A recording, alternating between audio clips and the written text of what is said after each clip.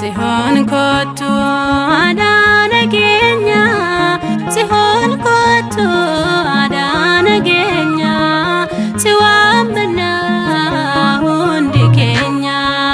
Sihon kotu adana genya, Sihon kotu adana genya, Siwambana hundi Kenya. Sihon kotu adana genya, Sihon kotu adana genya, Siwambana hundi Kenya.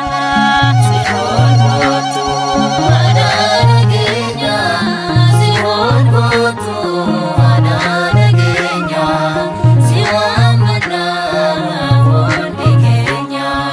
Sihon kotu Ada undumati Sihon kotu kanama abgaditu Sihon kotu desi waqayyoti Sihon kotu hundu kan abdatu Sihon kotu kotu malo gifti Sihon kotu irrun Kenya gutu Sihon kotu adana genya, Sihon kotu adana genya, Siwambana hundi Kenya.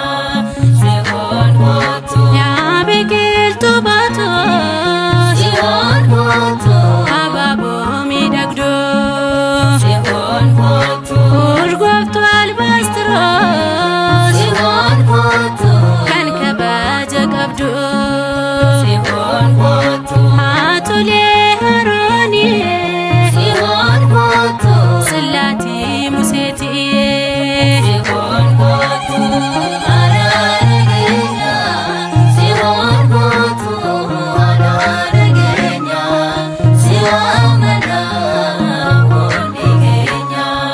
Sihon kotu guge garamida Sihon kotu gonpo solomoni Sihon kotu hundumtu siwama Sihon kotu akka abbota durii Sihon kotu tewaydo fabdida Sihon kotu riqicha amantidha Sihon kotu adana genya, Sihon kotu adana genya, Siwambana hundi Kenya.